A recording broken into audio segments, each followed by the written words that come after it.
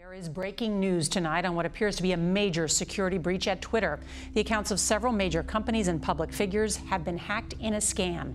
The accounts include former President Barack Obama, presumptive Democratic presidential nominee Joe Biden, Kanye West and his wife Kim Kardashian, Elon Musk. En juillet 2020, Twitter subit le hack le plus important de son histoire. Un adolescent de 17 ans s'infiltre dans le système informatique de l'entreprise et réussit à pirater les comptes les plus importants de la plateforme. Sous une fausse identité, le hacker promet à des millions de personnes de leur rendre le double des bitcoins qu'on lui enverrait. Forcément, des milliers d'utilisateurs vont tomber dans le panneau. Mais au-delà de quelques bitcoins qui se sont envolés dans la nature, ce hack pose une question bien plus importante. Comment est-ce qu'une entreprise aussi importante que Twitter a pu se faire infiltrer par un simple gamin? La réponse tout de suite dans l'épisode final de la saga Twitter. C'est parti.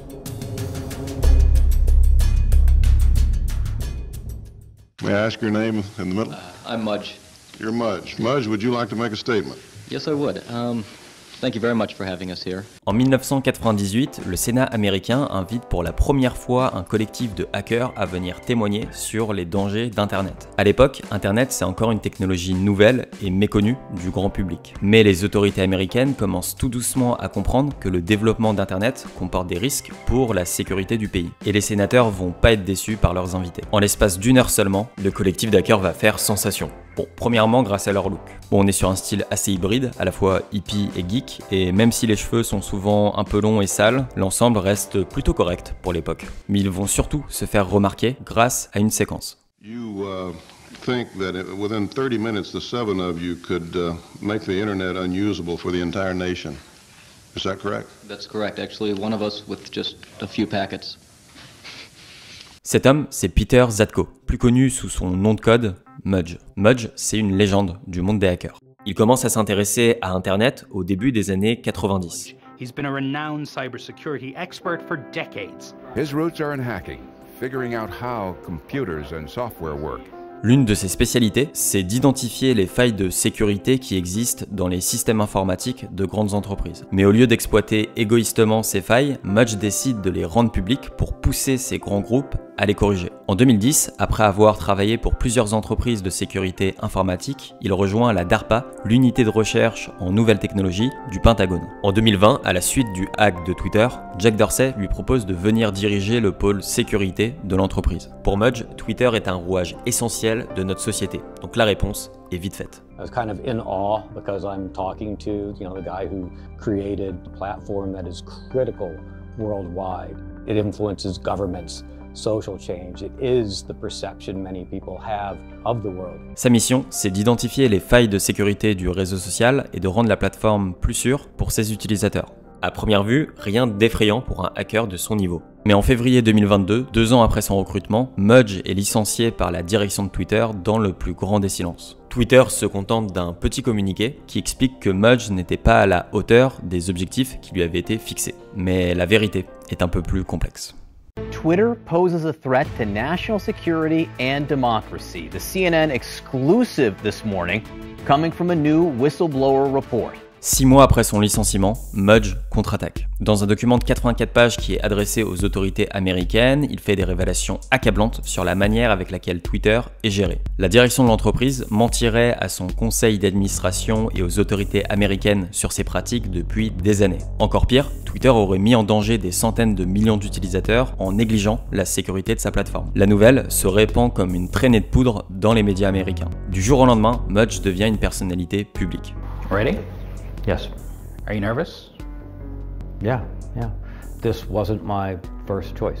I just want to make the world a better place, a safer place. Si Mudge est nerveux, c'est que dévoiler les secrets d'une entreprise aussi importante que Twitter n'est pas sans risque. Dans une enquête, le média américain New Yorker expliquait que suite à ces révélations, plusieurs cabinets de consulting ont approché d'anciens collègues de Mudge pour les interviewer en échange d'une importante somme d'argent. Et les méthodes employées par ces cabinets laissent penser qu'ils essayaient d'obtenir un maximum d'informations négatives sur Mudge pour discréditer son témoignage. Mudge est devenu une cible à abattre. Mais ces tentatives de déstabilisation vont échouer. 24 ans après sa première invitation au Sénat américain, Mudge est de retour dans l'arène.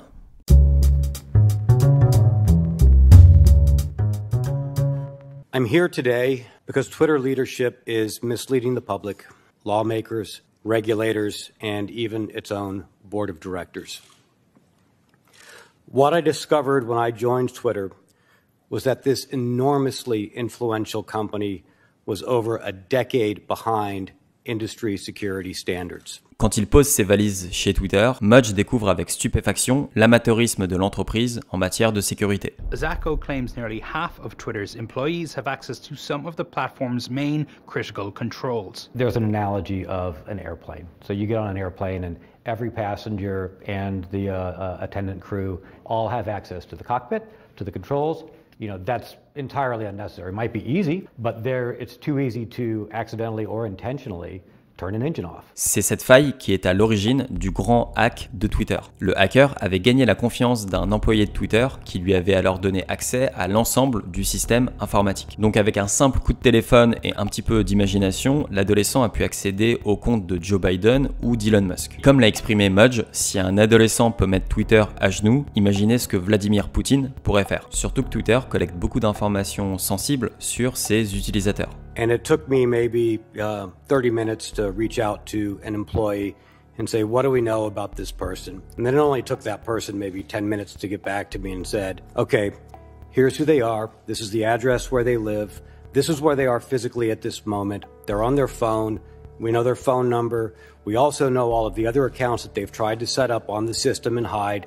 And we know who they are on the other social media platforms as well. With your phone number and an email address, I can hijack your phone number. I can then change your Gmail, your Coinbase, your other accounts. I can cause financial harm that way. I can then assume your identity. Once I know your home address and your home phone number, I can approach you in real life. I can put pressure on you. Et c'est pas la première fois que le réseau social gère de manière irresponsable les données. En 2011, la FTC, donc la Commission fédérale du commerce, avait déjà rappelé Twitter à l'ordre pour avoir échoué à protéger les données de ses utilisateurs face à des hackers malveillants. En mai 2022, rebelote. Twitter est cette fois condamné à une amende de 150 millions de dollars par la FTC pour avoir trompé ses utilisateurs. En fait, Twitter leur avait demandé des informations personnelles comme le numéro de téléphone pour, soi-disant, renforcer la sécurité des comptes. Mais en coulisses, Twitter s'est servi de ces informations pour affiner son ciblage publicitaire sans jamais prévenir ses utilisateurs. Cette méthode a affecté 140 millions d'utilisateurs. Et peut-être le pire dans tout ça, c'est que Twitter n'aurait jamais réellement rectifié cette mauvaise gestion des données, notamment pour une raison. They don't know what data they have, where it lives, or where it came from, and so, unsurprisingly, they can't protect it. Bref, c'est un beau merdier. Et certaines personnes en auraient bien profité.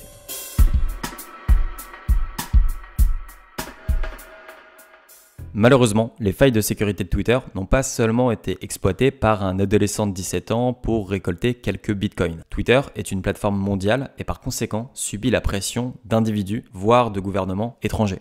So, if you are a foreign agent and you are hired and you are an engineer, you've got access to all of that data that we talked about. Par exemple, un employé de Twitter a récemment été condamné pour avoir revendu les données d'un dissident politique à la monarchie d'Arabie Saoudite. Autant dire un régime qui n'est pas tendre avec ses opposants. En 2018, Jamal Khashoggi, journaliste au Washington Post, se fait torturer par un commando saoudien dans un consulat en Turquie. Donc quand on y pense, les failles de sécurité de Twitter peuvent carrément mettre en danger la vie de certains utilisateurs. En plus de ça, c'est très difficile pour Mudge de régler le problème avec les moyens qui étaient mis à sa disposition.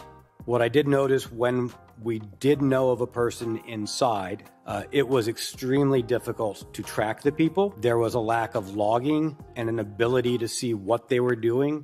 So we don't really know what anyone is after. Not really, sir. Dans son témoignage, Mudge donne d'autres exemples assez croustillants. Par exemple, il raconte que le gouvernement indien aurait forcé la direction de Twitter à recruter certains de ses membres. That's where I saw, with high confidence, a foreign agent placed from India to understand the negotiations and how well they were going for or against India's party, who was having difficulties with Twitter in India. L'Inde, qui est le deuxième pays le plus peuplé au monde, représente un marché considérable pour l'entreprise. Le gouvernement indien peut donc faire jouer ce rapport de force pour imposer à Twitter des conditions qui lui sont favorables, comme une liberté d'expression totale sur la plateforme. Dans le cas où Twitter ne se plie pas à ces demandes, le gouvernement indien peut menacer la direction de bannir Twitter du pays. Donc pour l'entreprise qui cherche désespérément à augmenter ses revenus, le choix est vite fait. En fait, Twitter c'est un petit peu devenu le Caire nid d'espions. Mais comment a-t-on pu en arriver là ?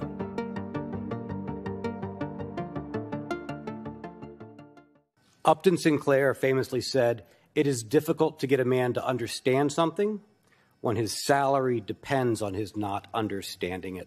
On tient là le fond du réquisitoire de Mudge. La direction de Twitter a été aveuglée par l'obsession du profit. Pour augmenter ses revenus, l'entreprise s'est compromise moralement en cédant aux exigences de gouvernements liberticides comme l'Inde ou la Russie. La direction a également choisi de balayer des problèmes fondamentaux sous le tapis pour privilégier des opportunités de profit sur le court terme. Face à la pression des résultats, un schéma pervers s'est installé en interne.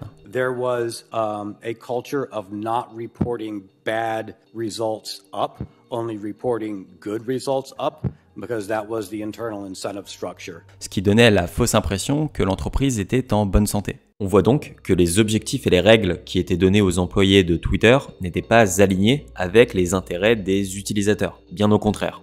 Après avoir dressé le portrait de Twitter lors de cette mini-série, il est temps de faire le bilan. Quelles leçons doit-on retirer du parcours chaotique de Twitter ?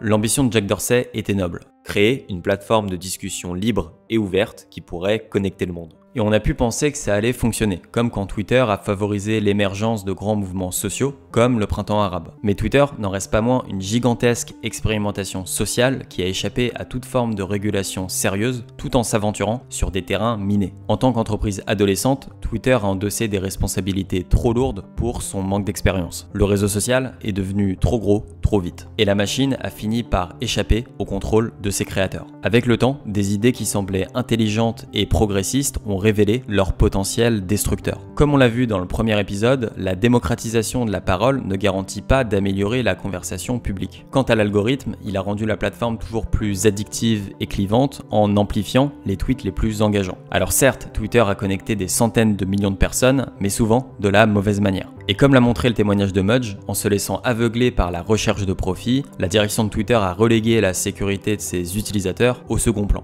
La conclusion est donc assez simple. On ne peut pas continuer avec ce modèle. Le changement peut se jouer à 3 niveaux. Premièrement, au niveau de Twitter. C'est encore trop tôt pour dire si l'entreprise de Musk sera un succès ou un échec. Mais il va falloir suivre ça de très près, parce que pour la première fois, le patron d'un grand réseau social cherche à s'éloigner du modèle publicitaire. Sans changement radical de business model, l'histoire montre qu'on ne peut pas s'attendre à d'autres comportements que ceux qu'a décrit Mudge lors de son témoignage. Mais évidemment, on ne peut pas confier tous nos espoirs au Twitter version Musk. Nos représentants politiques doivent prendre leurs responsabilités. En matière de régulation, l'Europe semble faire des pas dans la bonne direction. Par exemple, la mise en place du DSA devrait obliger les plateformes à devenir plus transparentes, Musk ou pas Musk. Aux États-Unis, malgré les révélations de Mudge, rien ne garantit que les autorités prennent des mesures proportionnelles. We have this general understanding among ourselves that the regulatory system regarding social media is not working effectively. Do you agree with that? Based upon what I saw, a lot of things aren't working effectively.